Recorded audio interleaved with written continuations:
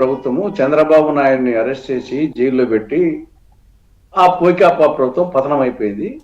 అదే విధంగా వచ్చేసి మహాత్మా గాంధీతో పెట్టుకొని బీజేపీ పతనమయ్యేదానికి ఇది వాళ్ళంతా వాళ్ళు గొయ్యి తవ్వుకుంటున్నారు.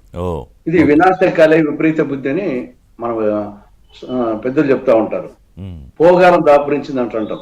పోగారము దాపురించిన వాడు ఇతుల వాక్యము అరుంధతిని దీప నిర్వాణ గంధము వినడు కనడు మూర్ఖునుడు అని మిత్రలాభంలో పరవస్తు చిన్నేశ్వరు చెప్తాడు. ఆ విధంగా బీజేపీ ప్రభుత్వానికి, కేంద్ర మోడీ ప్రభుత్వానికి పోగాలం దాపురించే మహాత్మా గాంధీతో పెట్టుకున్నది. వాళ్ళకు కౌంట్ డౌన్ ప్రారంభమైంది. రవి అస్తమించిన బ్రిటిష్ సామ్రాజ్యాన్ని తరిమినాడు మహాత్మా గాంధీ. కాబట్టి వీళ్ళని వచ్చేసి నేను ముందు చెప్పిన చంద్రబాబు నాయుడిని ఏ విధంగా అరెస్ట్ చేసి వైకాపా పతనమైందో మహాత్మా గాంధీతో పెట్టుకొని బీజేపీ వాళ్ళ పోయి వాళ్ళు చదువుకుంటున్నారు. లేకుంటే ఏమన్నా అర్థం ఉందా? ఇప్పుడు మహాత్మా గాంధీ జాతీయ గ్రామీణ ఉపాధి హామీ పథకం ఆ పేరు, దాన్ని తీసి పోనీ అది ఇంగ్లీష్ లో కానీ తెలుగులో కానీ అందరూ రామ్ రామ్ అంటున్నారు. రామ్ కూడా ఎక్కడ ఉంది? Viksit Bharat guarantee for Rozgar and Ajeevika mission Gramin, ఈ తెలుగు పదాల్లో ఈ యొక్క మొత్తం ఎక్స్పాన్షన్ లో ఎక్కడైనా వచ్చేసి రామ్ ఉందా? లేదు. పోనీ దాన్ని షార్ట్ కట్ చేసినా కానీ VBGRAMG ఏంటి అది వచ్చేసి. కాబట్టి ఈవెన్ అది కూడా లేదు. ఊరికే కొందరు వచ్చేసి ఏదో మహాత్మా గాంధీ పేరు తీసి రామ్ పేరు. నిన్న లోక్సభలోనే దానికి సంబంధించిన నినాదాలు శ్రీరాముడి పేరు అపవిత్రం చేయకండి అని కూడా ఆ స్థాయిలో మాట్లాడారు. దానికి అర్థం ఉంది, దానికి చెప్పాలి కదా, ఎక్స్పాన్షన్ కన్నా చెప్పాలా? లేదు. అదే ఇది షార్ట్ ఫామ్ లో, ఇంగ్లీష్ లో షార్ట్ ఫామ్ లో VGG రామ్జీ అంటున్నారు కదా. అదే VBGRAMG, అదే దాన్ని కలుపుకుంటే రామ్జీ విడదీశారు, నేను కలిపాను అంతే. అందరి పేర్లలో కూడా ఉంటుంది. అంటే అట్లా కాదు కదా. ఇప్పుడు పాత పథకాన్ని మనం ఎలా అంటున్నాం, మన్రేగా అంటే అందరికీ అర్థం అవడానికి నరేగా మన్రేగా అంటాం కదా. చెప్తున్నాడు మన్రేగా అనేది కాదు ఇంపార్టెంట్, మహాత్మా గాంధీ. మన్రేగా అనేది కాదు, మహాత్మా గాంధీ అనేది ఇంపార్టెంట్. ఇప్పుడు ఇది ఒక, నాకు తెలిసి ఇది ఒక చారిత్రక తప్పిదం, ఇది ఒక దుర్మార్గమైన ఆలోచన.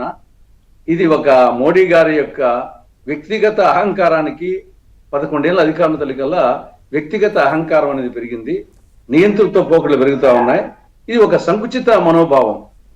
పోనీ ఆయనకుంది, మిగతా బీజేపీ నాయకులు ఏం చేస్తా ఉన్నారు? దానివల్ల వాళ్ళకు వచ్చిన ప్రయోజనం ఏమిటి? దట్టు వచ్చేసి మిత్రపక్షాలు చంద్రబాబు నాయుడు కానీ, నితీష్ కుమార్ కానీ, జనసేన కానీ, వీళ్ళైనా కనీసం చెప్పాలి కదా ఏం అవసరం వచ్చింది దాంతో. ఇప్పుడు మనం దాంట్లో వచ్చేసి కొన్ని మార్పులు అంటే ఓకే, పేరు మార్చాల్సిన అవసరం ఏమొచ్చింది? ఉందా అసలు? కాదు, ఆ పరిస్థితి ఉందా? ఎవరైనా ఏ విషయంలో అయినా, ఇప్పుడు చంద్రబాబు నాయుడు గారు ఎంత కీలకం కేంద్రంలో మనకు తెలుసు, కానీ ఏ విషయంలో అయినా సాఫ్ట్ గా వాయిస్ లో కూడా చెప్పొచ్చు, ఇది అవసరం, ఇది అనవసరం కదా సార్, ఎందుకు ఇప్పుడు అని కూడా చెప్పొచ్చు. కానీ ఏ విషయంలో చెప్పట్లేదు తులసిరెడ్డి గారు. అదే అంత బానిసత్వంగా ఎందుకు ఉండాలని. ఇక్కడ 2 అంశాలు, పేరు మార్పుతో పాటు రాష్ట్రాలకు వచ్చేసి ఎస్పెషల్లీ ఆంధ్రప్రదేశ్ కు ఎంత నష్టం. నిధుల విషయంలో కూడా 90, 10, 60, 40 వస్తే రాష్ట్రం భరించే పరిస్థితి ఉందా? ఇప్పుడు యాక్చువల్ గా వచ్చేసి ఉపాధి హామీ పథకం కిందనే గతంలో జగన్ ప్రభుత్వంలో రైతు భరోసా కేంద్రాలు కానీ, ప్రస్తుతం వచ్చేసి ఈ ప్రభుత్వంలో గ్రామీణ రోడ్లు కానీ, అది మొత్తం ఉపాధి హామీ పథకం నిధులతోనే అయింది అనమాట. ఇప్పుడు దాని కింద 90% నుండి 60% వస్తే రేపు రాష్ట్రాల మీద ఆర్థిక భారం, ఎస్పెషల్లీ ఆంధ్రప్రదేశ్ మీద. బట్ ఆ కోణంలో చూసినా చంద్రబాబు నాయుడు వచ్చేసి పవన్ కళ్యాణ్ ఏమో గ్రామీణ మినిస్టరు. కాబట్టి ఆంధ్రప్రదేశ్ ముఖ్యమంత్రి చంద్రబాబు నాయుడు, అది రాష్ట్రానికి, రాష్ట్ర ప్రభుత్వానికి నష్టము.